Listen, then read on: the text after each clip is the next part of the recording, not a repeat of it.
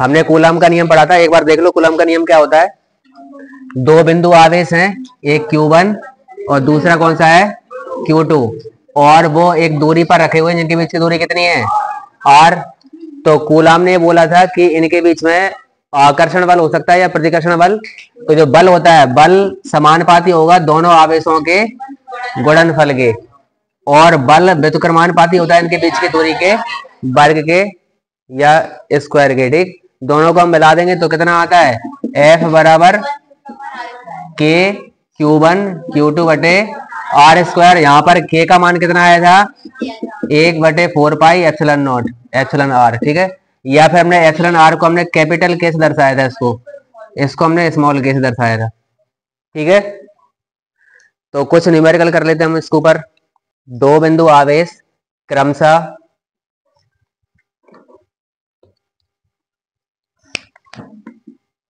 40 microcoulomb तथा -10 microcoulomb है, तथा उनके बीच की दूरी 2 मीटर है। इनके बीच कितना तथा कैसा बल लगेगा। तो देखो पहले हमको दिया गया है, पहला वाला जो आवेश है चार्ज, उसका मान कितना है 40 माइक्रोकूलम। दूसरा वाला आवेश है उसको कितना है -10 माइक्रोकूलम। तो सबसे पहले तो हमें आवेश को देखकर ही पता चल रहा है, तो बताओ आकर्षण बल लगेगा या प्रतिकर्षण, कैसे पता। आकर्षण बल लगेगा क्योंकि ये तो धनात्मक आवेश है, ये कौन सा है ऋणात्मक, और दो विपरीत आवेश एक दूसरे को आकर्षित करते हैं, समान आवेश एक दूसरे को प्रतिकर्षित करते हैं। अब कितना बल लगेगा, तो हमें कूलम का नियम पता है। कूलम के नियम से क्या होता है नियम, F बराबर 1/4 पाई एप्सिलॉन नॉट और K Q1 Q2 बटे R स्क्वायर। अच्छा, R का मान भी हमको दिया गया है 2 मीटर, कितना दिया गया है, तो इनका मान हम रख देंगे। इस पूरे का मान होता है 9 गुणा 10 की घात 9। Q1 का मान कितना दिया गया था 40 माइक्रोकूलम। माइक्रो का मतलब क्या होता है 10 की घात -6। ठीक है, Q2 का मान दिया गया है कितना 10 की घात -6। माइनस लगा भी सकते हो, नहीं भी लगा सकते हो। माइनस है तुम लगाओगे तो माइनस में आएगा, और तो माइनस में बल किसको दर्शाता है, ये आकर्षण हो रहा है। इसमें क्या हो रहा है, वरना हम वैसे समझ सकते हैं कि क्या हो रहा है इसमें आकर्षण। बटे में क्या R स्क्वायर है, तो बताओ 2 का स्क्वायर हो जाएगा तो हो जाएगा 4। सॉल्व करो उसको, एक तो 9 गुणा 10 की घात -1 न्यूटन, या फिर इसी को हम लिख सकते हैं क्या 0.9 न्यूटन। अतः दोनों आवेशों के मध्य 0.9 न्यूटन का आकर्षण बल लगेगा। चलो अगला प्रश्न देखो, न्यूमेरिकल। दो आवेश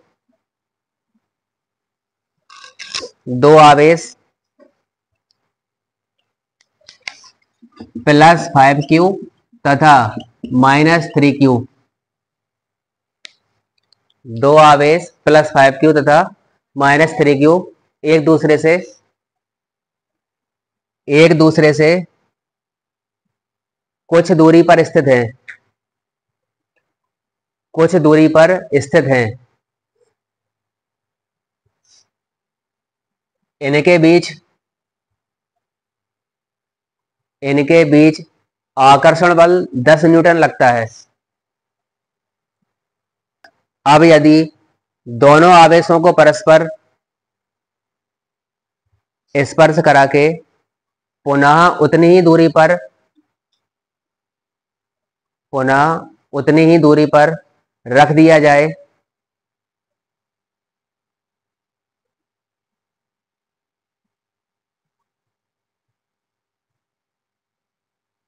तो उनके बीच कितना व कैसा बल लगेगा। तो देखो इसमें हमको पहले दो आवेश दिए गए हैं। आवेश का मान कितना कितना है बताओ। Q1 है +5 Q और Q2 कितना है -3 Q। इनके बीच की दूरी कितनी है? दूरी दूरी दूरी हमको दी नहीं गई, हमें तो इनके बीच का क्या दिया गया है? बल दिया गया है और आकर्षण बल लग रहा है। ठीक है, तो देखो हम पहले दो कंडीशन मान लेते हैं इसमें। कितनी? ये दोनों आवेश मान लिया, ये Q1 था और इससे R दूरी पर हमने कितना मान लिया? ये Q2। इनके बीच की दूरी कितनी है? R। यदि हम बल निकालें तो सबसे पहले जो बल का सूत्र होगा कितना आएगा बताओ? F बराबर K Q1 Q2 बटे R²।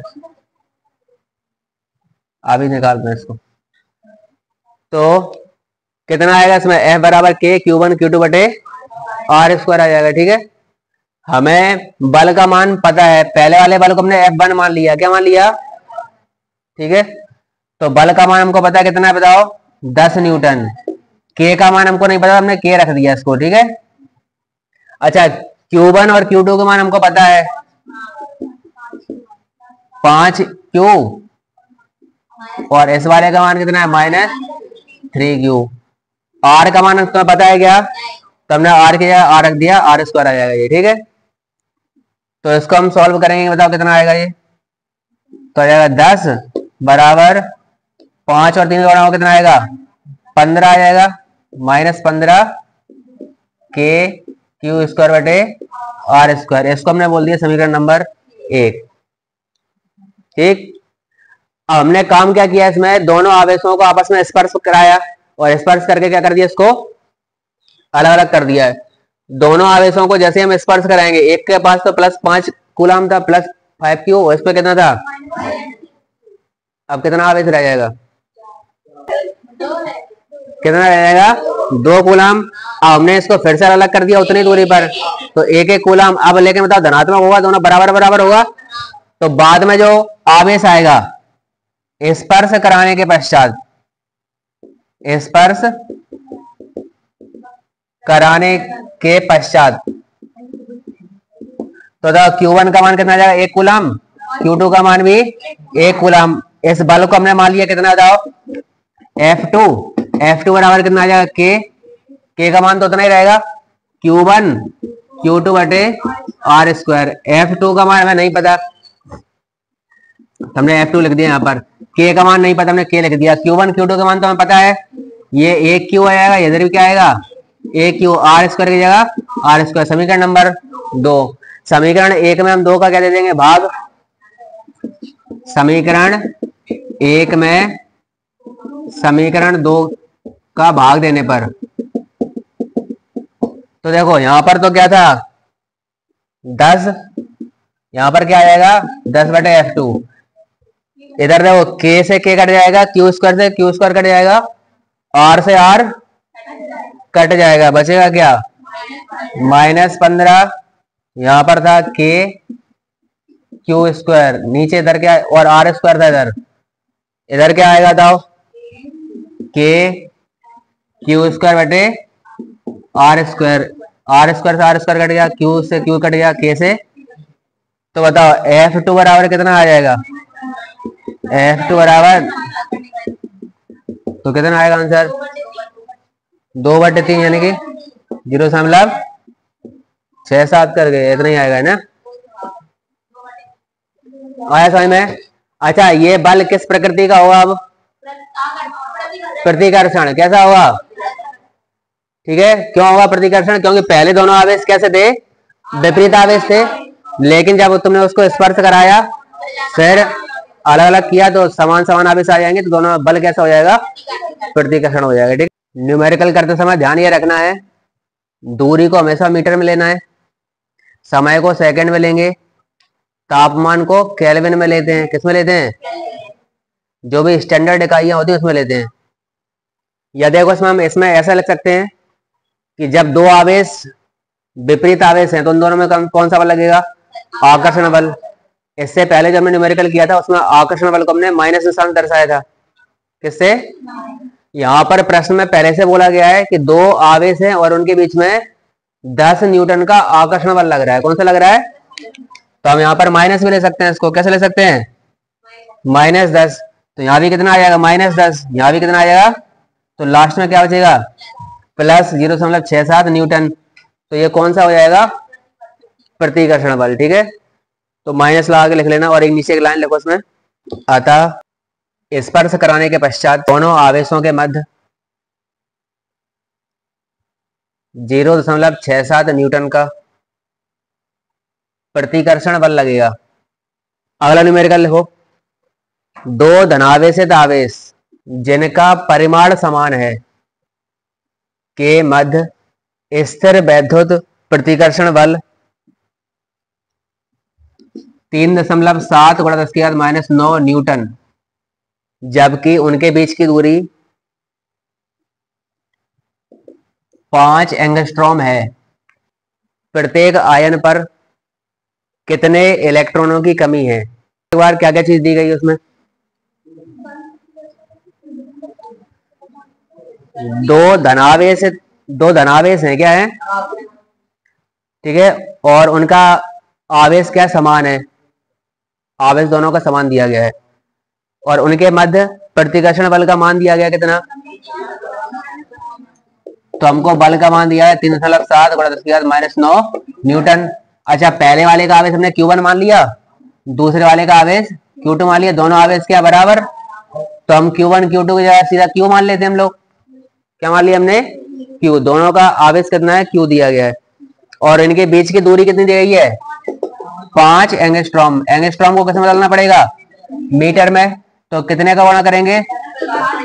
-10 का। ठीक है, अब आपको क्या निकालना है? इन्हीं में कितने इलेक्ट्रॉन की कमी है, क्या निकालना है? तो देखो, पहले सबसे पहले तो हम बल दिया गया है, इसका आवेश निकालेंगे। क्या निकालेंगे? आवेश। कौन से नियम से बताओ? कूलाम का नियम। कूलाम का नियम क्या कहता है? F बराबर 1/4πε0 Q1 Q2/r²। F का मान हमको दिया गया है, तो कितना दिया गया? 3.7 × 10⁻⁹। इसका मान आपको पता है 9 × 10⁻⁹। Q1 का मान, Q2 का मान, दोनों का मान Q है, तो यहाँ पर क्या हो जाएगा? Q² R का मान कितना दिया गया है? 5 × 10⁻⁻10 का स्क्वायर। तो पूरा सब कुछ दिया गया। क्या निकालना आपको? Q निकालना है। बताओ कितना आएगा?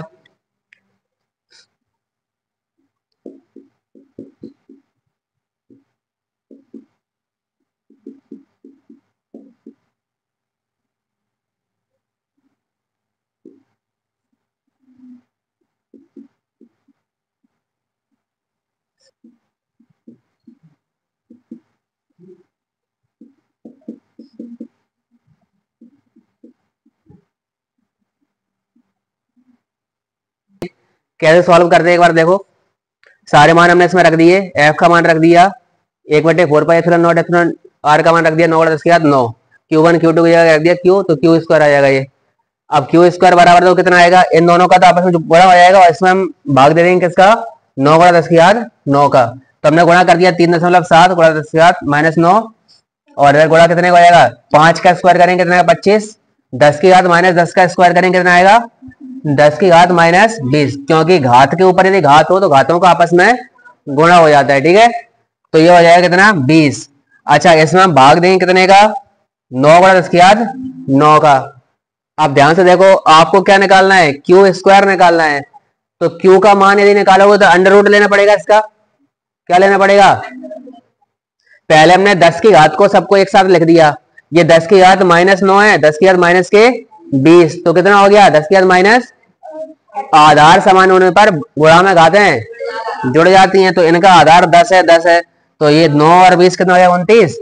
अच्छा, ये 10 की घात -9 जब ऊपर जाएगा तो माइनस का हो जाएगा ये भी, तो 29 और 9 38, तो माइनस का 38 हो गया। इसमें किसी को प्रॉब्लम? अब हमको क्या करना है? यहाँ पर अंडर रूट लेना है। इसका क्या लेना है? आप ध्यान से सुनना। हमने क्या किया, देखो 25 का अंडर रूट ले सकते हैं, 5 आ जाएगा। 9 का ले सकते हैं, 3 आ जाएगा। लेकिन 3.7 का कितना आएगा हमें नहीं पता। हम क्या करेंगे, अच्छा हमको 36 का पता है, 36 का कितना आता है 6, कितना आ जाता है, आता है कि नहीं आता। तो हम ऐसा कर सकते हैं क्या, ये दशमलव हमने यहां से हटाया, ठीक है, तो इसको हमने क्या लिख दिया 37, ये 25, यहाँ पर कितना लगा 10 की घात माइनस के 8, तो ये नीचे आ जाएगा 10। ठीक, तो यहाँ पर देखो इसको लगभग 36 मान सकते हैं हम लोग, या तो एग्जैक्ट भाग करके निकालो इसको। तो 36 का अंडर रूट लेंगे कितना आएगा 6, 25 का कितना आएगा 5, 10 की घात माइनस 38 का अंडर रूट लेंगे कितना आएगा। अंडर रूट का मतलब होता है इसकी घात कितनी 1/2, घात के ऊपर जब घात हो तो घातों का आपस में, तो माइनस 38 गुणा 1/2 कितना हो जाएगा, आधा रहेगा।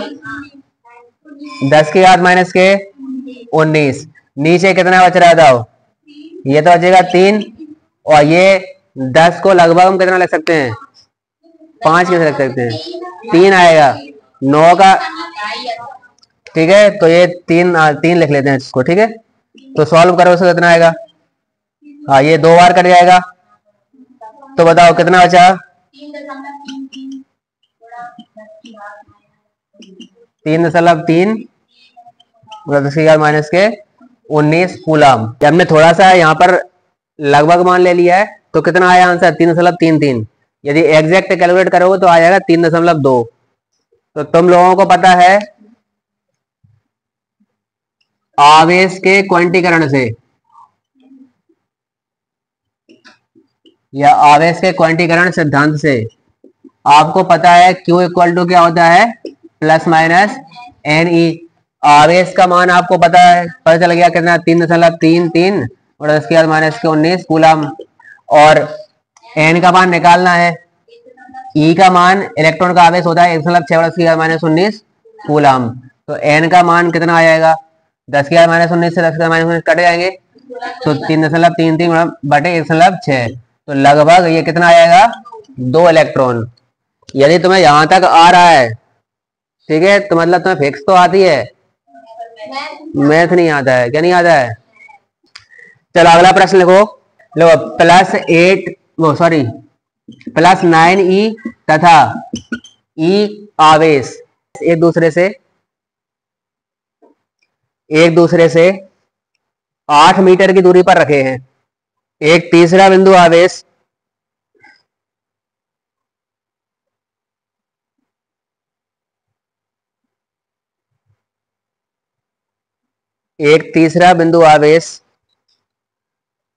उपर्युक्त दोनों आवेशों को मिलाने वाली रेखा पर कहां रखा जाए कि वह संतुलित रह सके। प्लस 9E तथा E दो आवेश हैं, वो एक दूसरे से 8 मीटर की दूरी पर स्थित हैं। तो सही बात है, हमने यहाँ पर एक आवेश ले लिया जिसका नाम क्या है प्लस 9E, यहां से 8 मीटर दूर, कितने मीटर, एक और आवेश है प्लस E, इनके बीच की दूरी 8 मीटर है। अब इन्होंने ये बोला है कि इनके बीच हमने तीसरा आवेश रख दिया, क्या रखा है, इनके बीच में हम कोई तीसरा आवेश रख दें, कहां पर रखें कि उस पर लगने वाला बल दोनों साइड से क्या हो, संतुलित अवस्था में हो या संतुलन में हो। देखो यहां पर हम ये 9E है, क्या है, यदि दोनों आवेश बराबर बराबर होते तो हम एकदम बीच में रख देते तो 4 मीटर आंसर आ जाता, लेकिन दोनों आवेश बराबर है क्या, तो इनकी दूरी कम ज्यादा आएगी। अब वो कितनी आएगी हमें नहीं पता, वही तो हमें निकालना है, ठीक है। तो देखो हमने एक आवेश मान लिया जिसका नाम है Q, क्या है, तो हमने ऐसा मान लिया कि Q आवेश है वो प्लस 9E आवेश से यहां पर रखा हुआ है x दूरी पर, कितने पर रखा है ये, तो इसका नाम तो हमने मान लिया Q, और यहां से लेकर यहां की दूरी कितनी मान लिया जाओ x, कितनी x मीटर। तो बताओ यहां से लेकर यहां की दूरी कितनी बचेगी 8 माइनस x मीटर। इसमें किसी प्रॉब्लम, क्योंकि पूरी दूरी तो कितनी थी 8, हमने ऐसा मान लिया कि जो नया आवेश है वो x दूरी पर रखा हुआ है, तो बची हुई दूरी कितनी होगी 8 माइनस x। बस अब हम किसका नियम लगाएंगे, कूलम का नियम। यदि हम ऐसा मान के चल रहे हैं कि ये आवेश ये संतुलित अवस्था में है, कैसा है, तो इस पर प्लस 9e के द्वारा लगने वाला बल और प्लस ई के द्वारा लगने वाला बल दोनों क्या होंगे, बराबर बराबर होंगे कि नहीं। तो इस वाले आवेश पर इसके द्वारा जो बल लग रहा है उसको हमने बोल दिया क्या, F1 बोल देते हैं। क्या बोल देते हैं, इसके द्वारा जो बल लग रहा है उसको हमने क्या बोल दिया, F2। दोनों बलों के मान क्या होंगे, बराबर होंगे। तो हम क्या निकालेंगे, सबसे पहले F1 का मान निकालेंगे। किसका, तो F1 बराबर बताओ कितना आएगा। तो यहां पर तो आएगा पहले K Q1 का मान बताओ कितना है, प्लस 9e, Q2 का मान Q, इनके बीच की दूरी कितनी है बताओ, इसका स्क्वायर ले लेंगे हम लोग।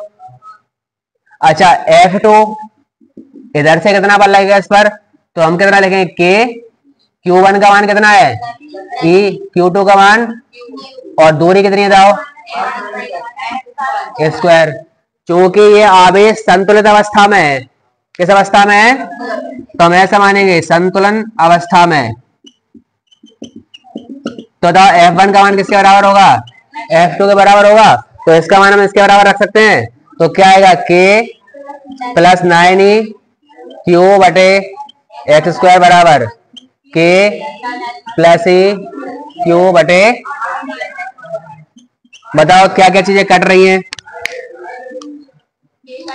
K से K कट जाएगा, Q से Q कट जाएगा, E से E कट रहा है, बताओ एक्स स्क्वायर से एक्स स्क्वायर नहीं कटेगा, ठीक है, नहीं तो उसको भी काट दो। अब यहाँ क्या क्या चीज बचेगी, तो यहाँ पर 9 बच रहा है बटे एक्स स्क्वायर बराबर, यहाँ पर क्या बच रहा है, कुछ नहीं, यहाँ पर क्या है 8 माइनस एक्स का होल स्क्वायर। अब देखो हम क्या करें, दोनों पक्षों को, ये तो पूरा सॉल्व करो उसको, इसको आप खोल दोगे, a माइनस बी का होल स्क्वायर लगाना पड़ेगा, या फिर सीधा सीधा हम दोनों का क्या ले सकते हैं, अंडर रूट ले लेते हैं। दोनों पक्षों का वर्गमूल लेने पर, क्या लेने पर, तो यहाँ पर क्या आएगा 3 बटे एक्स बराबर 1 बटे 8 माइनस, तो एक्स का मान कितना आएगा, एक्स अगर लेके जाएंगे हम लोग तो इधर आएगा 24 माइनस 3x बराबर एक्स, तो 3x जब उधर आएंगे तो प्लस के हो जाएंगे, तो 4x बराबर 24, x बराबर 6 मीटर। मतलब कि हमने जो दूरी मानी है इस आवेश की जहां पर वो संतुलित अवस्था में है वो कितनी मीटर आएगी, कौन से वाले से 6 मीटर, 9e से 6 मीटर। यही उससे उसने ऐसे पूछ लिया कि बताओ ई वाले से कितना, 2 मीटर, क्योंकि टोटल दूरी कितनी है। और यदि तुम इसका स्क्वायर करके खोल दोगे इसको, a माइनस बी का होल स्क्वायर, तो फिर एक्स स्क्वायर की एक इक्वेशन बन जाएगी। तो आपने सॉल्व करना सीखा होगा, एक्स स्क्वायर फिर एक्स और इनकी जो बहुपद पर में होती हैं उसमें एक्स के कितने मान आएंगे, एक तो धनात्मक आएगा और एक ऋणात्मक आएगा, और दूरी कभी भी ऋणात्मक हो नहीं सकती, तो हम कौन सा मान लेंगे, तो वो बहुत लंबा चौड़ा पड़ जाएगा, ठीक। तो कूलम के नियम में इसके ऊपर बहुत सारे न्यूमेरिकल पूछे जा सकते हैं, एनसीईआरटी में बहुत सारे सवाल दिए गए हैं। ये सूत्र है, इसमें या तो बल का मान दिया हुआ, आवेश का मान दिया गया होगा, आपको दूरी निकालनी पड़ेगी, या फिर दूरी का मान दिया गया होगा, आवेश का मान दिया होगा, क्या निकालना पड़ेगा, बल, या फिर बल और दूरी दोनों दिए गए होंगे, निकालना क्या पड़ेगा, आवेश, ठीक है। तो इनमें से कोई भी एक चीज निकालनी पड़ेगी, बाकी सारी चीज दी गई होंगी, ठीक है। अगला प्रश्न लिखो, गुरुत्वाकर्षण बल तथा स्थिर वैद्युत बल में समानताएं व असमानताएं लिखिए। तो पहले तो हम इनकी समानताएं देखेंगे, इनमें हम क्या देखेंगे, समानताएं, और उसके बाद हम क्या देखेंगे, असमानताएं, ठीक। यह व्युत्क्रम बल के नियम का पालन करता है, और स्थिर वैद्युत बल में यह बल भी व्युत्क्रम वर्ग के नियम का पालन करता है। तो नीचे दूरी का क्या आता है, वर्ग आ जाता है उसमें, ठीक है। दूसरा पॉइंट लिखो, यह बल निर्वात में भी कार्य करता है, और स्थिर वैद्युत बल भी क्या करेगा, यह बल भी निर्वात में कार्य करता है, निर्वात में भी कार्य करता है।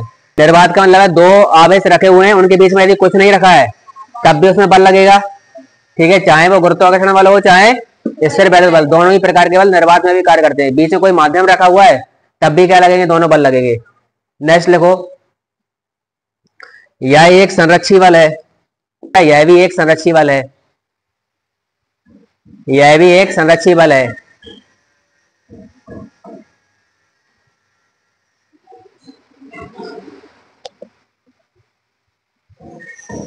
नेक्स्ट लिखो, यह एक केंद्रीय बल है। उधर लिखो, यह भी एक केंद्रीय बल है। या मान लिया हमने यहाँ पर तीन पदार्थ रखे हुए हैं, M1, M2 और M3। इनके बीच में भी एक बल लगेगा, इनके बीच में भी क्या लगेगा, बल लगेगा। यदि आपने इनके बीच की दूरी बढ़ा दी है तो ये M2 यहाँ से खिसक के यहाँ पर आ जाएगा, तो M2 और M3 के बीच में लगने वाला बल क्या हो जाएगा, अब ये तो बढ़ जाएगा। इनकी दूरी कम हुई है तो बल क्या हो जाएगा, लेकिन इनकी दूरी बढ़ गई तो बल क्या हो जाएगा, कम। तो यहाँ बल कम हुआ और यहाँ बल क्या हो गया, तो टोटल बल रहेगा वो कैसा रहेगा, संरक्षित रहेगा। क्या रहेगा, ऐसे ही सेम केस में होता है आवेश के केस में। स्थिर वैद्युत बल में क्या हुआ, M की जगह क्या हो जाएगा, Q, तो हम Q1 ले सकते हैं यहाँ पर Q2 और यहाँ पर Q3। तो एक जगह यदि बल कम हो रहा है तो दूसरी जगह बल क्या हो जाएगा, तो ये भी एक संरक्षित प्रकृति का होता है। कैसा होता है। और लास्ट हमने क्या लिखा था, यह एक केंद्रीय बल है। कैसा है, जैसे गुरुत्वाकर्षण बल है, पृथ्वी है, ये इधर इसके चारों तरफ घूम रहा है चंद्रमा, ये पृथ्वी है और ये क्या है बताओ, चंद्रमा। तो पृथ्वी के केंद्र से चंद्रमा के केंद्र की ओर क्या लगेगा, एक बल लगेगा। गुरुत्वाकर्षण बल हमेशा कहां लगता है, केंद्र से केंद्र की ओर, कहां लगता है, ठीक है।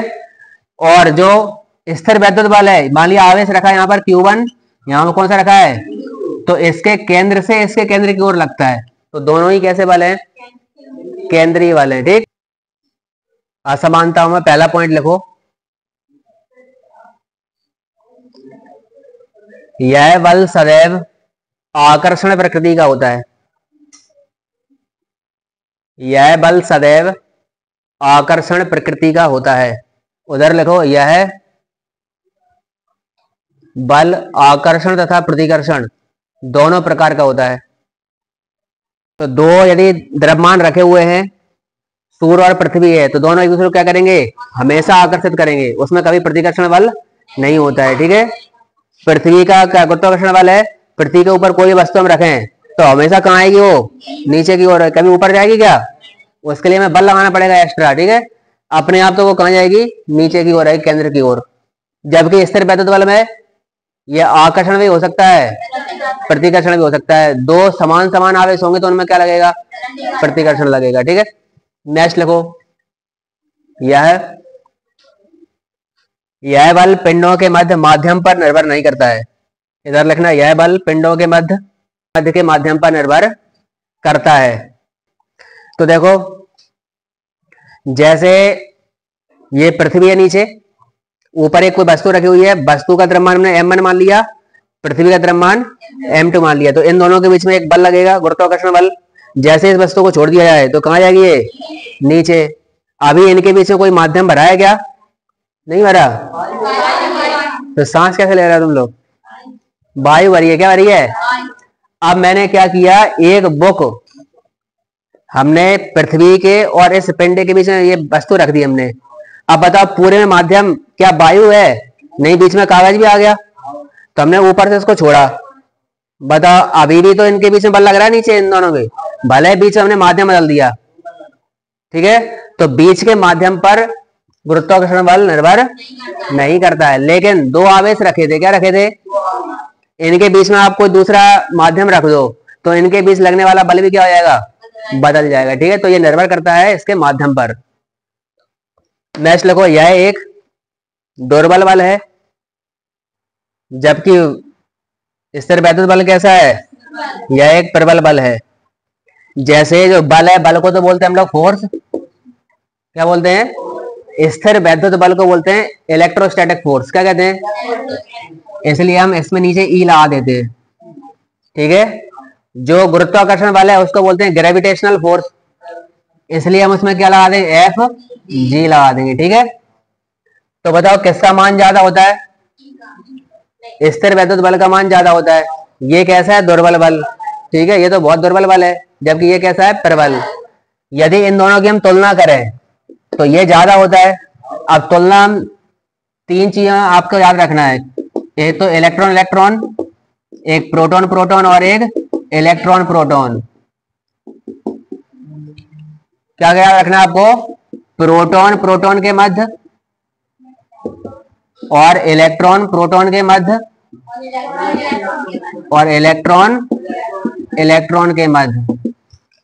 आपको पता है कि एक इलेक्ट्रॉन जो होता है, इलेक्ट्रॉन का कुछ ना कुछ द्रव्यमान होता है। कितना द्रव्यमान होता है?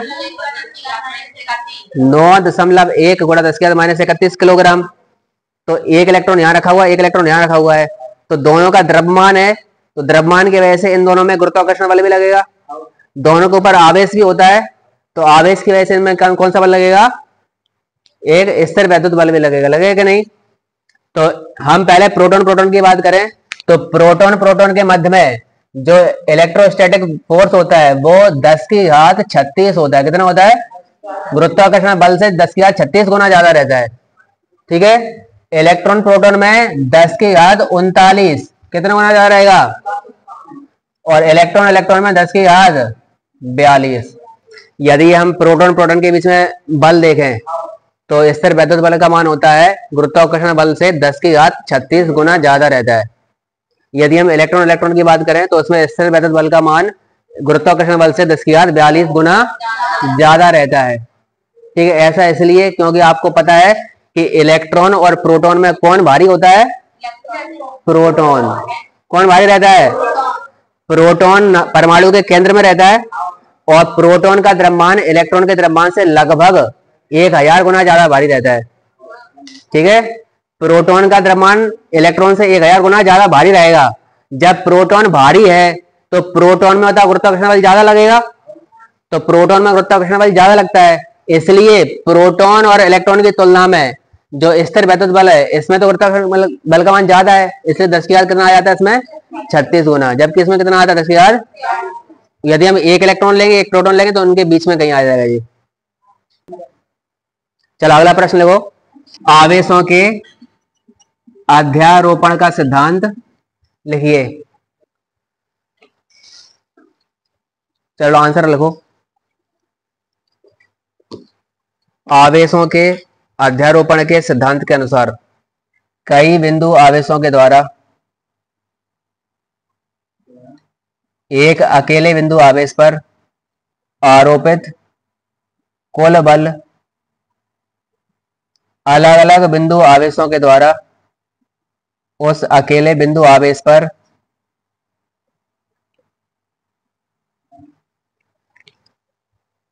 आरोपित बलों के सदिश योग के बराबर होता है। पैराग्राफ चेंज कर लिखो। माना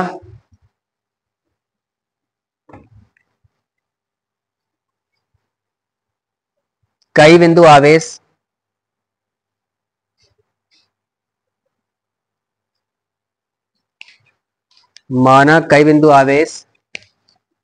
Q1 Q2 Q3 Qn है तथा इनके द्वारा अकेले बिंदु आवेश Q पर लगने वाला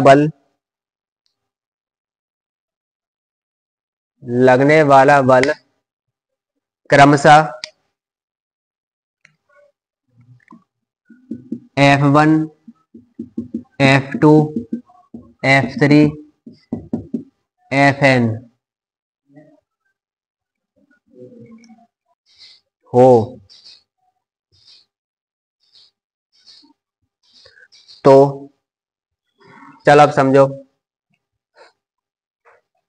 जैसे यहां पर कोई एक आवेश रखा हुआ है जिस आवेश का मान कितना है? Q। ठीक है। हमने एक आवेश यहां पर रख दिया जिसका नाम है Q1।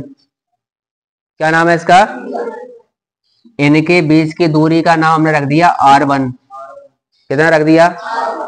तो बताओ इस Q आवेश पर इस Q1 के द्वारा एक बल लगेगा। कूलम का नियम कहता है कि बल लगेगा। हमने क्या किया? यहां पर एक और आवेश रख दिया, इसका नाम क्या है बताओ? Q2। और Q2 से लेकर इस वाले आवेश तक की दूरी कितनी है बताओ? R2। तो अब बताओ Q1 के द्वारा भी एक बल लगेगा और Q2 के द्वारा भी क्या लगेगा? बल लगेगा। तो यहां पर जो कुल बल लगेगा वो क्या होगा? इन दोनों का सदिश योग, इन दोनों बलों का क्या होगा, सदिश योग। अब यदि हम यहाँ पर एक और आवेश रखते हैं, इसका नाम क्या था, Q3, एक और रखते हैं बताओ Q4, बहुत सारे आवेश हमने रख दिए, Q5, Q6 और यहाँ तक Qn, इसके बीच की दूरी हमने मान ली कितनी, R4, ये R3, तो सबके द्वारा इसके ऊपर एक बल लगेगा, उस बल का मान कितना होगा, सभी बलों का सदिश योग होगा, क्या होगा। ठीक है, तो हम कैसे लिख सकते हैं इसको कि टोटल बल इसके ऊपर जो लग रहा है उसका मान कितना, F है। ठीक है, तो बताओ यदि हम पहले बात करें इन दोनों के बीच के बल कितना लगेगा, तो 1/4 pi epsilon naught epsilon r Q1 Q बटे R1 का स्क्वायर हुआ कि नहीं।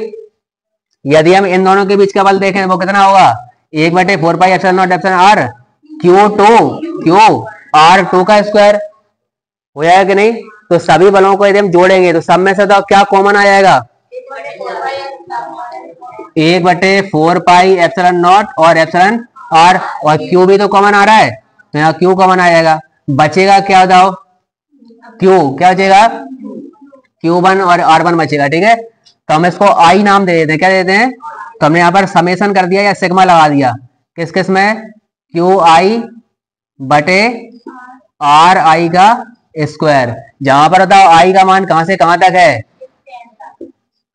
I का मान 1 से लेकर I बराबर N तक, समझ में। यदि हमने एक आवेश लिया है तो यहाँ पर 1 लिख देंगे हम लोग, 2 आवेश लिए यहाँ पर तो 2 लिख देंगे, 3 लिए हैं तो 3 लिख देंगे। ठीक है, तो यही कहलाता है आवेशों के अध्यारोपण का सिद्धांत।